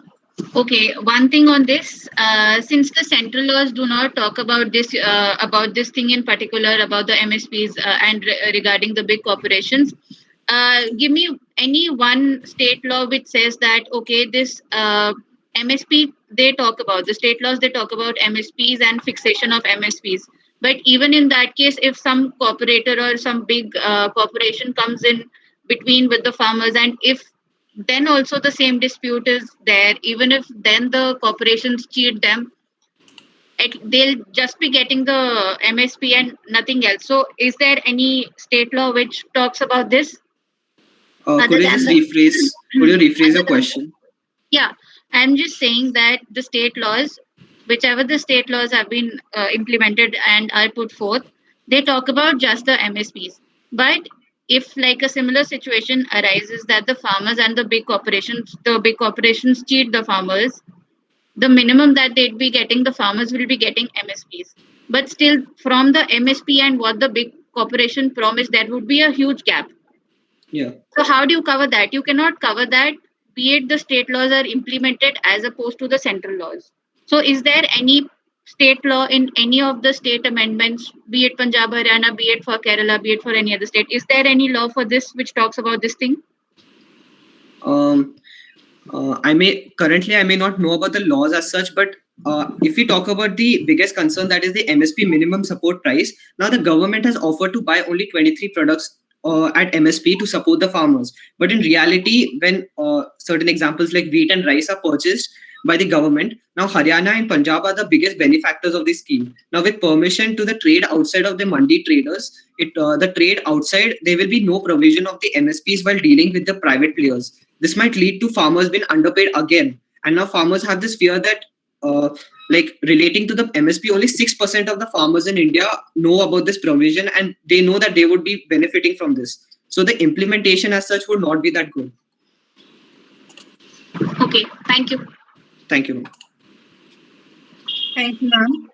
Anybody from the participants who wants to ask a question? Okay. Courtney, may you please announce the time? Yes, it was 5 minutes and 21 seconds. All right, thank you. Now we'll invite the last participant for today, Jatin, who will be speaking against the motion and in English. Jatin, you may please start your debate. So first of all, good evening everyone. I am Jatin Mathur. I am pursuing BSc Honours Anthropology from Hansraj College, Delhi, of the University of Delhi. So today I'll be speaking in. Hello, am I audible? Yes, Jatin, you are. Yeah, so I was saying that we today are discussing about the farm laws. So these farm laws which have been recently passed out of the government on the 5th of June 2020. So in form of ordinance, which is a major thinking part that most of the laws, they are not even passed in the ordinance. So there could be something like suspicious about passing them in ordinance. Second, these were passed in the monsoon session and there was a COVID going on. And what was such a necessity to pass these laws into these like emergency situations of COVID? Now I will let us go ahead with the farm laws. So first of the farm law, which says that the Farmers Produce Trade, Commerce and Promotion and Facilitation Act 2020. Second law, which is Farmers Empowerment Protection Agreement Choice Assurance Farmers Services Act 2020. And the third law, that is Essential Commodities Amendment Act 2020. So there are certain provisions given in these laws. So I'll go with one by one gradually with these provisions. So first law, which gives that exposure to the farmers to trade outside the APMCs and in private mandis. So I was thinking that it is a good point that the farmer could sell their crops outside the mandis, but the problem is there is no taxes in the private mandis and there are taxes in the APMCs. And what it will do? It will means it will gradually terminate the APMCs, because why would traders want to go into the APMC and pay taxes to the state government? So they can directly set up their private mandis outside the APMC and they would purchase there.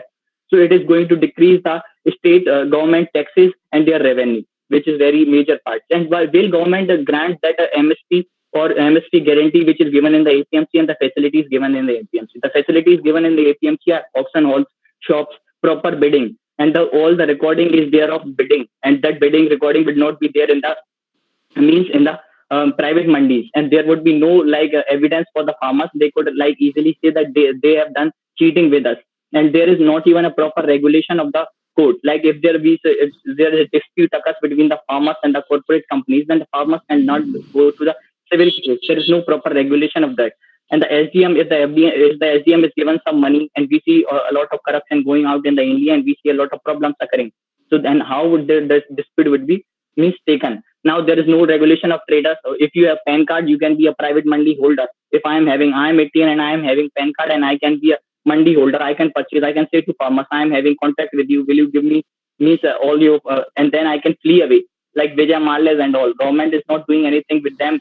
Then how would government regulate all these? Then the provisions in the second law are the majorly it is contract farming. It lets corporate sign the contract with the farmers for cropping, and does not even ensure the proper regulation. As I told you about, even if a person having PAN card can directly sign a contract with the or become a sponsor with the farmer, and for purchasing these, it is inviting the cheaters to cheat with the innocent farmers. It is not more than that. And there is do you expect the illiterate farmers of our country to sign the legal to fight with the legal advisors of the corporate company? But they have a lot of legal advice. They can directly outsmart the innocent farmers. There is no regulation of that, and there is not even a model contract prepared by the government to counter this part. And third law, which says that corporates people to store a lot of food commodities, and this will do nothing. It will just result in the increment of the prices. Why are we just seeing the farm laws on the basis of producers, that is so-called farmers? Or why aren't we see it like common people? We consumers, we also consume the farm products and commodities. The storing these would also affect us. Do you see the standing of India in the hunger index, where India stands in the hunger index? Why are we not focusing over that? We are just seeing farmers.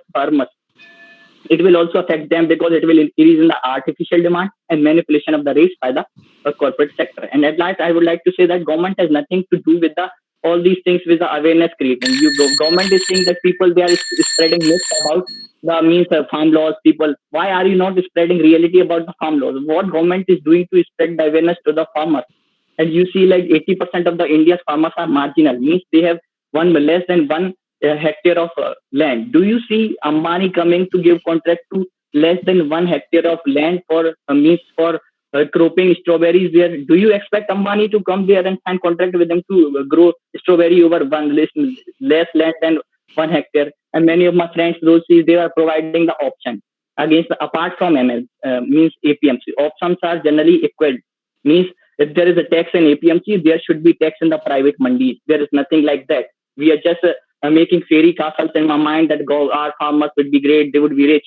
And I also asked the question to the very first participant about the input which government is getting. Government itself is not deciding to do the welfare, and you see the behavior which has been given to the farmer protesters. If you don't think that it is right to treat like farmers, I don't think it is the right behavior to treat the farmers. You are means you are throwing the tear gas bombs over them, and you see your welfare of the farmers. They are never welfare. They cannot be welfare of the farmers in these laws. So there needs to be amendment, a lot of amendment in these farm laws, and especially in the approach toward the civil court. And there is not even a consultation with the farmers before releasing these laws.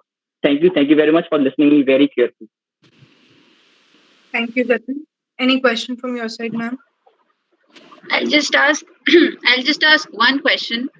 आपने ये बोला कि अगर कोई भी हमारे जो farmers है वो इलिटरेट है, तो वो कॉन्ट्रैक्ट साइन करने के टाइम पे जो बड़े लोग हैं वो उनको आउटस्मार्ट कर देंगे.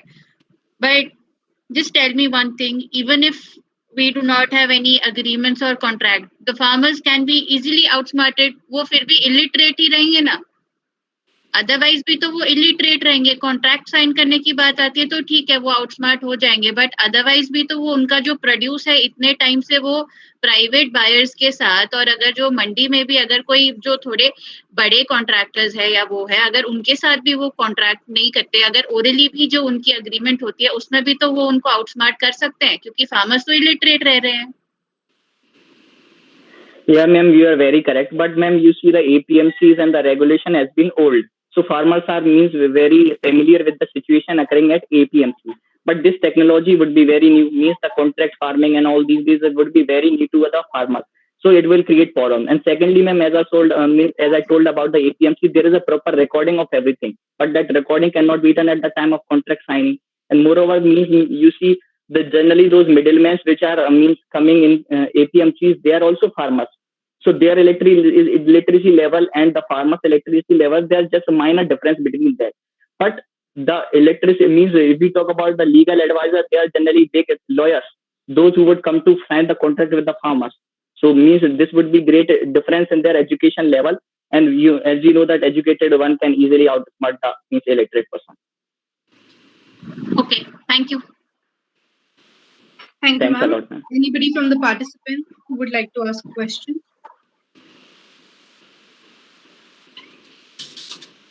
Okay. Then with this, we are over with the debates for today. Now I would like to call Shivi to end today's event. Over to you, Shivi. Yes, thank you, Adya. I would like to say that all the participants have spoken really, really well, and I want to thank Kunjala ma'am for gracing us with her presence. And so, when everyone said that I have to give the vote of thanks, I was like, okay, let me study a little about farm laws too. It's not that we don't know about it, but the knowledge that we have gathered today through this debate is really, really bright. And so I would like to thank Ms. Kunjala Bharadwaj again for taking out time and inspiring all of us with her knowledge that she gave during the interjection. And I would like to extend my utmost gratitude to Professor Dr. Aditya Tomar, our editor-in-chief, and Ms. Sumitra Singh, ma'am, our editor, for the Elysian magazine, who have been our guiding light all along. They could not join the meeting today because of some other work, but they have been really, really supportive throughout. And I would also like to extend my thank you to Aditya Jain and Kashyap Mathur, our conveners for the Elysian, for being extremely supportive throughout the journey of the organizing this event. And I want to thank all of the participants. Your participation speaks volumes about the responsibility you have taken to be an informed citizen. Also, last but not the least, thank you all of the people who have been working behind the scenes, who have strived and worked hard to make this event a success. I extend my utmost gratitude to everyone who is present here. Thank you for joining us. And we will wait for the results. And over to Tanishtha. Over to you, Tanishtha. Thank you, Shivi. And now it ask Ma'am Ms. Kunjala Bharadwaj to address all the participants. And meanwhile, Ma'am, could you please send me the result so we can just compile it with my team, and then you can announce it as well. I'll just say one thing. All the participants were really great, but the main issues that were that most of the participants were more biased on their emotional sides towards the in their arguments rather than the practical part, the laws part, or the written words part. That your arguments were more focused from the emotional side, and so that was one thing. And I would say that only one or two participants in their 5 minutes could very well point out what they wanted to. Like if they wanted to put forth 5 points, they very well pointed out those 5 points in their 5 minutes. But I think I'd like to say that rest of the participants who will be going to the finals and other participants as well. This is one thing that if you focus on your argument, if you want to put forth that, okay, these are the points that I want to raise, I want to put forth to the other party that I say, because the bills are three total in number and there are many things that come into your mind, but just out of those three bills, put the main 5 points or 6 points, whatever your main arguments are, put them forth. Just think about that, how can I sum up these points in 1 minute each, and to cover up in all of 5 minutes, because you start with one point, you take up a lot of time with that one point, and then you have to conclude with the rest of the points in the last 1 minute. So just look into this matter, that okay, if you're wanting to put forward these few points, just elaborate them each briefly so that you know very clearly, very shortly, that you can put that to the other person. You can make them understand in this much time only. So these are the two things: one, emotional side, and one, the time limit. If you have it, use it wisely to put forth each and every point equally forward, because you focus on one and the other is then lag behind. So that will be the only thing. I'll just be sending results to Tanishta in a while. So till then, just I think this was a great session. So yeah, that is it. Thank you. All the participants are requested to be in the meeting. It would be a 10-minute break. And thank you all.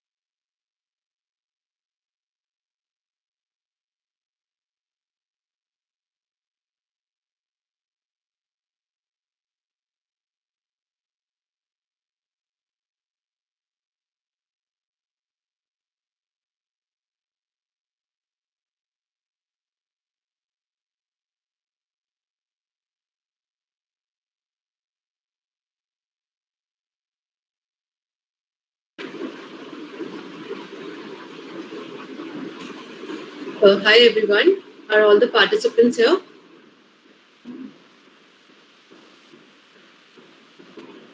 Yeah.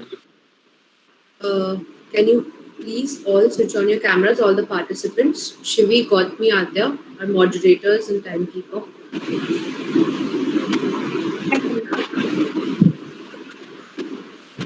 Great.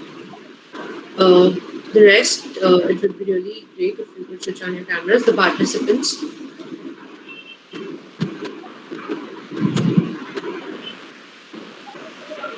Adya, Gagan, Ayushman, Yash, everyone, please switch on your cameras.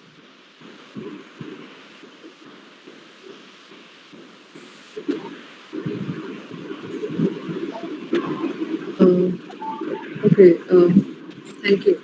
Satyam, if you're here, you can also switch on your camera. Thank you. Now I would invite Ms. Kunjala to announce the results. We are really excited for the results. Ma'am, please go ahead and announce the results. Thank you. Okay, so it has not been easy, but I think, as I pointed out, time and emotions were a major affecting factor for this debate. So, as we all know, that 4 participants will be going forward to the next round. So, from the Hindi debate, I have selected Satyam and Haditya to go forward to the finals. All the best. And from English, I have selected Ayushman and Yash. I think Yash has not switched on his camera. Yash is not here. So from the English team, Ayushman and Yash would be going forward to the final round. Congratulations, guys. Congratulations, and please just manage your time well. And as I said, the arguments, just focus that you in your brief time put forth each of them equally, because most of you just focused on 1 or 2 arguments mainly, and the rest of the arguments got clubbed in the last concluding time. So I'd just say that just focus on that for your finals, and all the best. Thank you, everyone. Thank you for joining us. Thank you. Thank you, ma'am. Thank you for such an enlightening talk and your suggestions to the participants. To all the winners, congratulations. You're going to the final round. Satyam, Aditya, Ayushman, and Yash. Yash, if you're here, can you please respond so that we know you know the results? Yash Chagale. I'll tell Yash. He's me from my college. I'll tell him. Sorry? Yash, he's from my college. All right, can you? Yeah. So please make sure he knows. And yeah, so congratulations. And we'll be having our final round on 31st of March, 6 p.m. on Google Meet itself. Okay. And the rest of the updates will be informed to you on the WhatsApp group itself. Okay. Thank you, everyone. Now, thank you so much for this great Thank you for joining. Have a really nice day and happy Holi, guys. Happy Holi, guys. Happy Holi, ma'am. Happy Holi. Thank you, everyone. Thank you, guys. You may leave now. Thank you.